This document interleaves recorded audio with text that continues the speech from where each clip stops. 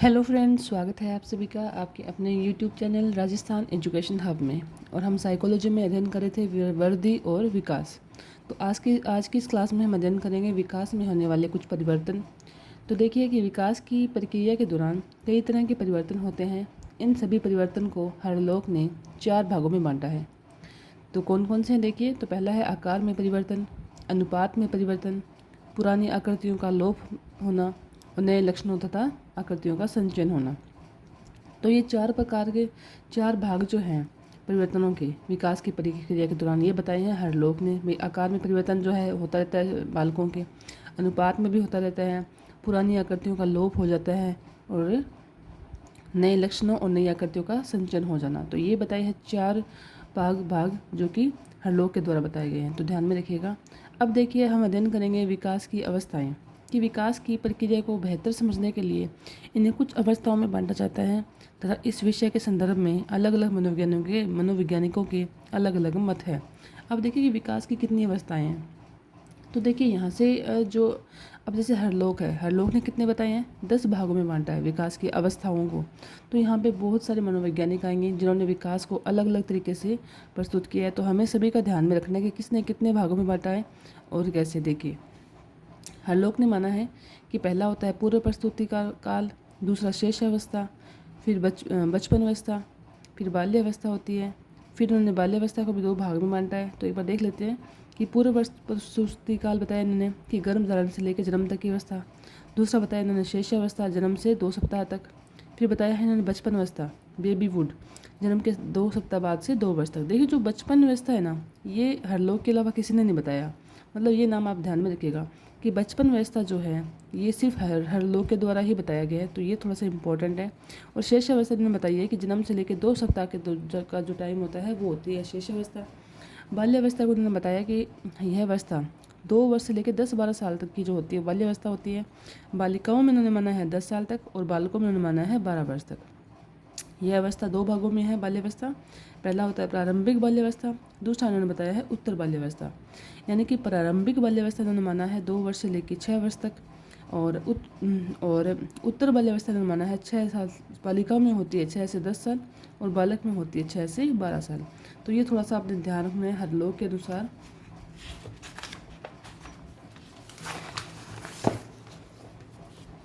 पांचवा इन्होंने माना है वय संधि या प्राक किशोरावस्था, प्यूबर्टी और प्री एडोलेंस। बालिकाओं में माना है इन्होंने 11 वर्ष से 13 वर्ष और बालकों ने 12 से 14। फिर आती है प्रारंभिक किशोरावस्था 13-14 साल से लेकर 17 साल तक।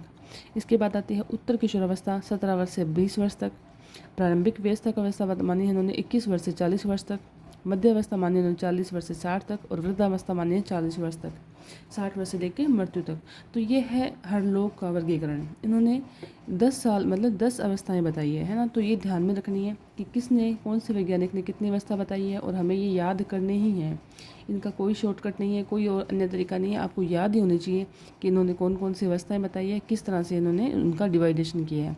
नेक्स्ट आता है कोल। तो देखिए कोल का वर्गीकरण इन्होंने कितनी बताई है, 12। इन्होंने विकास की 12 अवस्थाएं बताई है। तो पहली बताई इन्होंने शेषावस्था, जन्म से 2 वर्ष। प्रारंभिक बाल्यावस्था मानी 2 से 5 वर्ष और मध्य बाल्यावस्था मानी इन्होंने बालकों में मध्य बाल्यावस्था मानी 6 से 12 और बालिकाओं में 6 से 10। नेक्स्ट इन्होंने बताई पूर्व किशोरावस्था या उत्तर बाल्यावस्था जो कि बालकों में 13 से 14 वर्ष तक और बालिकाओं में 11 से 12 वर्ष तक। नेक्स्ट उन्होंने बताई प्रारंभिक किशोरावस्था जो कि बालकों में बताई 15 से 16 वर्ष तक और बालिकाओं में 12 से 14 वर्ष तक। देखिए इसमें कोई कंसेप्ट नहीं है, सीधे सीधे फैक्ट है और आपको सीधा सीधा इसमें लर्न ही करना है। इसमें कोई कंसेप्ट समझाने वाला कुछ भी नहीं है। बस आपको ये ध्यान रखना है कि कौन से वैज्ञानिक ने कितनी अवस्थाएं बताई है और अवस्थाओं का साल कितना है, भाई कितने साल से लेकर कितने साल तक की जो अवस्था है उसको उन्होंने क्या नाम दिया है। तो आपको सीधा सीधा याद ही करना है। तो इस तरह से हमने कोल के 5 वर्गीकरण पढ़ा।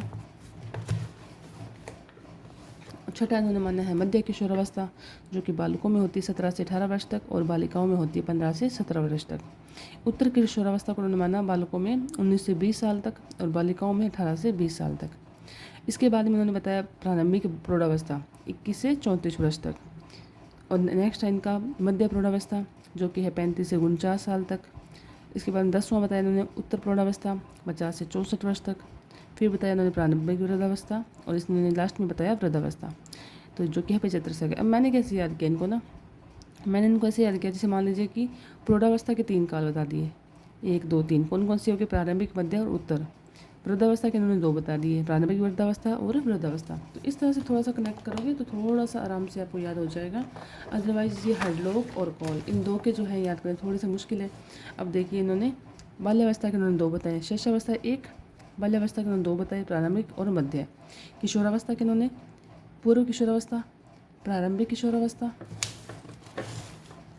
मध्य किशोरावस्था और उत्तर किशोरावस्था। यानी किशोरावस्था के उन्होंने कितने कितने भागों में बांटा? उन्होंने किशोरावस्था को 4 भागों में बांटा, प्रौढ़ावस्था को उन्होंने 3 भागों में बांटा और वृद्धावस्था को उन्होंने 2 भागों में बांटा। तो इस तरह से करोगे तो थोड़ा सा आपको याद आसानी से हो जाएगा।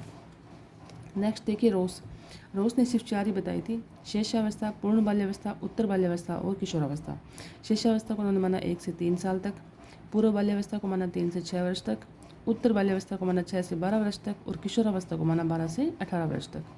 इनके बाद में आते हैं जोन्स का वर्गीकरण। इन्होंने भी 4 ही पार्ट बताए। इन्होंने शेषावस्था को माना जन्म से 6 वर्ष तक। अब कंपेयरिंग करके देखिए, शेषावस्था में रोस ने कितना बताया? 1 से 3, लेकिन इन्होंने माना है जन्म से 6 वर्ष तक।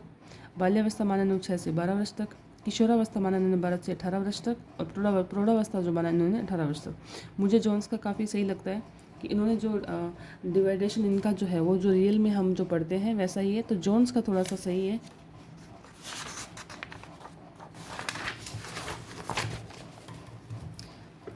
नेक्स्ट आता है कौल सैनिक का वर्गीकरण। कौल सैनिक ने इनको 9 भागों में बांटा।